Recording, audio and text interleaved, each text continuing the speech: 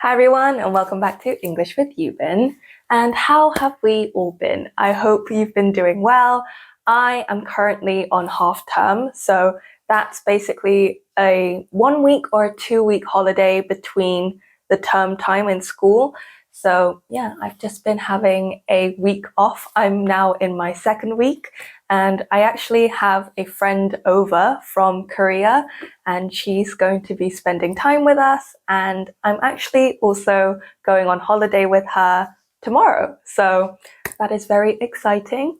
But anyway, for today's video, I thought I would introduce you guys to 5 new English idioms that I personally use very often on a daily basis. So I just thought that they would be pretty handy to know. And yeah, so let's get started. And like always, I will say everything twice slowly and then repeat it all again real-time speed so you guys can practice along. And for the first phrase, we have I've got a bone to pick with you. And I say this quite regularly to my sister. And if you can't guess what it means, you basically use this phrase whenever there's something that's really annoyed you, or another word for annoyed is irked. So yeah, this is a phrase you can use if someone's done something to annoy you and you want to confront them about it. You can say, I've got a bone to pick with you. Quite a long one, but we'll say it twice. So, I've got a bone to pick with you. One more time. I've got a bone to pick with you. And then all real-time speed, I've got a bone to pick with you. And you can use this in a sentence. So for example, if my sister borrowed something without asking me and I find out later on, I can say, hey, I've got a bone to pick with you. Did you wear this without asking me? And that's how you use that phrase. And the second idiom that we are going to practice is something that's said quite a lot here in the UK and in London, because unfortunately, it rains quite a lot. So when it's pouring and there's a lot of rain, you can say it's raining cats and dogs. It's a very weird phrase because it's literally talking about the animal cat and the animal dog, but that's just what we say here. So we'll practice it twice. It's raining cats and dogs. One more time.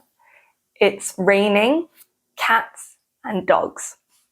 So when it's pouring outside with rain, you can say it's raining cats and dogs. Or if you want to sound a little bit more British, you could say it's chucking it down, and that means the same as it's raining cats and dogs and it's pouring.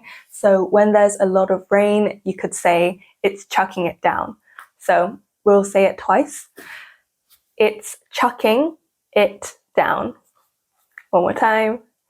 It's chucking it down. And in real time, it's chucking it down.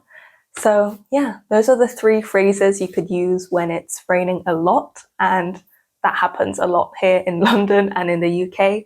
You could say it's chucking it down, or it's raining cats and dogs, or you could simply say it's pouring. Moving on to the next one, we have a social butterfly, and this is used to describe anyone who's very outgoing, is probably an extrovert, and basically loves socializing and loves people. So if you have a friend or a family member who loves going out and socializing and meeting new people, you could say they're a social butterfly. So we'll practice it twice. A social butterfly. A social butterfly. So I would say my dad is a social butterfly because he loves going out and interacting with new people. And the second to last idiom that we have is a scaredy cat. And this is used to describe someone who's very shy or very timid and is basically scared of everything. So we'll say it twice and then we'll say it again real-time speed. So a scaredy cat. A scaredy cat. So for example, I would say my dog Bonnie is a massive scaredy cat, which is a bit contradictory considering that she's a dog and I'm describing her as a scaredy cat. But anyway, she is basically scared of everything and she runs away from even the smallest of noises. So yeah, she's a very shy little girl, but that's how you use the phrase scaredy cat. And lastly, I'm sure some of you have already heard this idiom at least once, but we are moving on to the last one, which is break a leg. And no, I am not saying go out and actually break your leg. It actually means good luck. So it means something good. But we'll practice it twice. So break a leg. One more time, break a leg.